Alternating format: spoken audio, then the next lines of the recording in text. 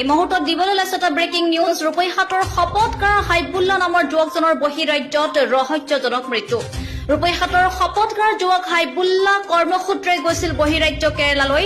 বহিৰাজ্যত গৈ শপতকাৰ হাইবুল্লা নামৰ যুৱকজনৰ ৰহস্যজনক মৃত্যু হোৱা বুলি অভিযোগ পৰিয়ালৰ। উল্লেখ্য যে মাইনুল ইছলামে মাতি লৈ গৈছিল হাইবুল্লা নামৰ যুৱকজনক। পথ দুৰ্ঘটনাত মৃত্যু হোৱা বুলি জনায় মাইনুল ইছলামে। কিন্তু পৰিয়ালৰ লোকে অভিযোগ তুলিছে মাইনুল ইছলামৰ ওপৰত। পৰিয়ালৰ ভাষ্য অনুসৰি এই ৰহস্যজনক মৃত্যু। হাইবুল্লা নামৰ যুৱকজনক ৰহস্যজনক মৃত্যু কেন্দ্ৰ কৰি তীব্ৰ চাঞ্চল্য বিৰাজ কৰিছে সমগ্ৰ শপতকাৰ অঞ্চলত। ঘটনাৰ সন্দৰ্ভত আৰক্ষী চকীত এজাহাৰ দাখিল কৰে পৰিয়ালৰ লোকে।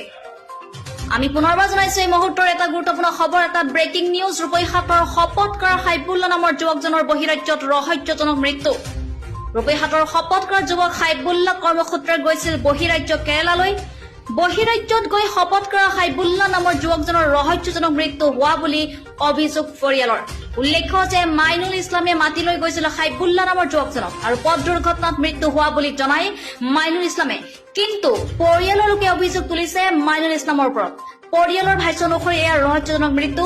হাইবুল্লা নামৰ যুৱকজনক ৰহস্যজনক মৃত্যু কেন্দ্ৰ কৰি এতিয়া তীব্ৰ চাঞ্চল্য বিৰাজ কৰিছে সমগ্ৰ শপতকাৰ অঞ্চলত। আৰু ঘটনাৰ সন্দৰ্ভত আৰক্ষী চকীত এজাহাৰ দাখিল কৰে পৰিয়ালৰ লোকে। মানে এই শপতকার মাইনুল কেরালা আছেন, পরে আমার ভাইডা এন থেকে গেছেন কেরালা যাওয়ার পরে মাইনুলে ফোন করে নেওয়া হয়েছে কাম দিব। কাম দেওয়ার পরে কিছুদিন কাম করার পরে আবার দিছে বেলা কামও গাড়ি দেখা পরে আধা রাস্তা গাড়ি গেছে, পরে এই গাড়ি অ্যাক্সিডেন্ট হয়েছে পরে এরা মানে মহাজনের লগে গপ করছে যে অ্যাক্সিডেন্ট হয়েছে, কি হয়েছে তা কইস না, তা কইবে যেন গাড়ির তলে পরে এরম হয়েছে। গাড়িতে যেন গেছে এটা কইছে না, এরা এটা সাফাই রাখছে। সাফাই রাখিয়া পরে যে এটা হসপিটাল আছে বডির রুগীটারে লইয়া, পরে এরা হসপিটাল আছে না দেখতো, পরে এরা রুমের থেকে সবটি মানুষ পলাই আয়া বসে। মহাজনটা হিয়া দিছে যে মহাজনটা কইতো যেন এরা জানে না কিছু। মৃত্যু হয়েছে, পরে এই মৃত্যু হয়েছে এই হসপিটালে।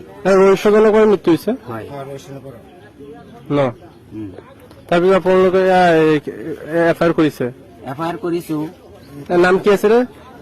যিটো মৃত্যু হয়েছে হাইবুল্লা। হাইবুল্লা কোনে লৈ গৈছিল? মাইনুলে লৈ গৈছিল। মাইনুল লৈ গৈছিল। তাৰ সম্পূৰ্ণ ঘটনাটোৰ ওপৰত কোনোবা জড়িত আছে নেকি? জড়িত আছে, মাইনুল আছিল। তাৰপিছত মাইনুলৰ লগত মাইনুলৰ গাঁৱৰ এই ছোৱালীৰ জোঁৱাই এটা আছিল লগত। মৃত্যুৰ পিছত মাইনুলে খবৰ লৈছিল নাই? নাই লোৱা। হৰিবুল্লা মানে বহিৰাজ্যত কাম কৰিবলৈ গৈছিলে। বহিৰাজ্যত কাম এই গাঁওখনৰ নাম কি আছিলে? এইটো শপতকাৰা। শপতকাৰা গাঁৱৰ মানে মাইনুলে আমাৰ বাইদেউ হাবুল্লাৰে খবৰ দিয়ে নিছিল। খবর দিয়ে নেওয়ার বাদে মহাজনে গাড়ি দিয়ে ফাড়া বাদে মহাজন না হচ্ছে গাড়িটা দিবার লেগে দোষী আছে বাদে তবু মাইনুলে জোর জবস্তি মহাজনে না হওয়ার বাদে দেওয়া ফাড়াইছে। ফাটানি বাদে অ্যাক্সিডেন্টে কইছে অ্যাক্সিডেন্ট হয়েছে বুঝলা, বাধা দিছে কইছে কি কইস না অ্যাক্সিডেন্ট হয়েছে বুঝলে। এরকম কইয়া বাদে মাইনুলে পলাইছে। সিভিল আওয়ার বাদে দেওয়া বডি ডানার বাদে দেওয়া মাইনুলে মানে কি পলাইছে, খবর সবর লো না, খালি আয়াম আয়াম আয়াম আয়াম করতে করতে বাদে দেখো আমি নিছি না। এরকম কইয়া বাদে হ্যাঁ পলায় আয় বসছে কেরালাতে।